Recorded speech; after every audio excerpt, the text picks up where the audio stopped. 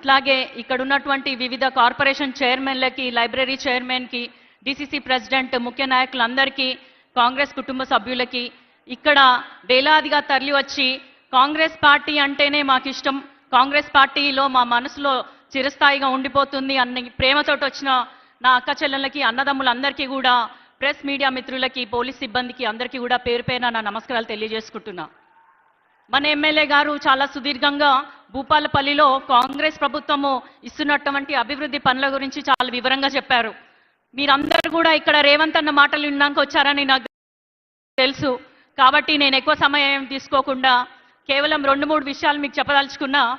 ఆడబిడ్డల ఆత్మాభిమానం తనాభిమానం అని నమ్మి మన ముందు మనలాగా వచ్చినటువంటి మన రేవంత్ రెడ్డి గారికి ఇందిరమ్మ పార్టీ ప్రభుత్వంగా ఏర్పడినాక ఆడబిడ్డల ఆత్మాభిమానం ఆత్మాభిమానం అని ఇందిరమ్మ ఇల్లు ఇవ్వడమే కాకుండా సన్న బియ్యం కానీ, రేషన్ కార్డు కానీ, 1 కోటి మంది మహిళల్ని కోటీశ్వర్లు చేస్తా అని చెప్పి దాదాపు 1,00,000 కోట్ల రూపాయల బ్యాంక్ లింకేజ్ ద్వారా డబ్బులు ఇస్తూనే వడ్డీ లేని రుణాలు ఇప్పటివరకు 27,000 కోట్లతోటి మనకి ఇవ్వడం జరిగింది.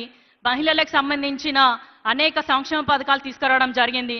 అటు సన్న బియ్యం అయినా, తర్వాత ఉచిత కరెంట్ అయినా, 500 గ్యాస్ సిలిండర్ అయినా, మహాలక్ష్మి పథకం అయినా, ఇట్లా చూసుకుంటే పోతే ఎన్నో ఉన్నాయి. మన జిల్లా భూపాలపల్లి జిల్లా కొత్తగా ఏర్పడినాక మనము ఎన్నో ప్రయత్నాలు చేస్తున్నాము. ఒక కొత్త రైల్ లైన్ కావాలి, కొత్త నవోదయ కావాలి, లేదా భూపాలపల్లిలో ఉన్నటువంటి గనులకి ఇంకా అధిక భద్రత కావాలి, అధికంగా సిఎస్ఆర్ ఫండ్స్ నుంచి కూడా డెవలప్ చేసుకోవాలి అని మనము ఆలోచిస్తున్నాము. మీ అందరికీ నేను ఒకటే చెప్తాను, అధికార పార్టీకి ఓటు వేస్తేనే అభివృద్ధి అనేది శరవేగంగా జరుగుతుంది. ఇప్పుడు ఉన్న ప్రతిపక్షం ఏం కొత్త వాళ్ళేం కాదు, వాళ్ళు 10 ఏళ్ల పాలన ఎలా ఉందో మీ అందరికీ తెలుసు. కాబట్టి ఇప్పుడు మీరు అందరు కూడా చాలా జాగ్రత్తగా మీ ఓటు అనే ఆయుధాన్ని ఉపయోగించి అభివృద్ధి అనేది కేవలం మీ వల్లే సాధ్యమవుతుంది. మేము దానికి సంధానకర్తలుగా ఉంటాం. కాబట్టి మీకు అభివృద్ధి చేసే అవకాశాన్ని మీ ఓటు అనే ఆయుధం వేసి మమ్మల్ని భూపాలపల్లి మున్సిపాలిటీలో అత్యధికంగా వార్డు మెంబర్లను కనుక గెలిపించినట్లయితే మనము ఇప్పటివరకు 60 కోట్ల నిధులు ఇవ్వడం జరిగింది భూపాలపల్లి మున్సిపాలిటీకి.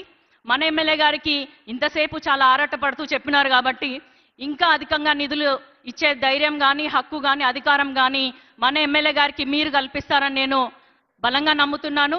అదేవిధంగా స్టేషన్ గన్పూర్ తర్వాత మళ్ళా వరంగల్కి, భూపాలపల్లికి వచ్చినటువంటి రేవంత్ అన్నకి సాదర స్వాగతం తెలుపుతూ అన్నగారు ఇక్కడ రావడం చాలా సంతోషంగా ఉంది.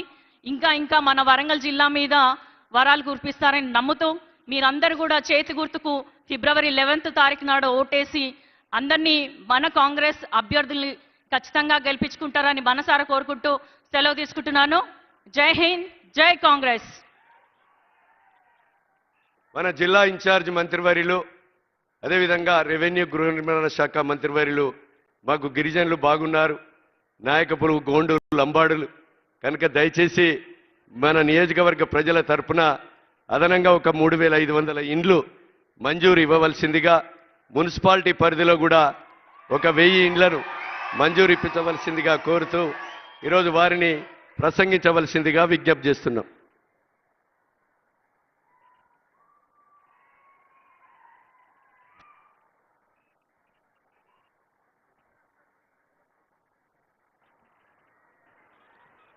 చెక్. సభకు నమస్కారం.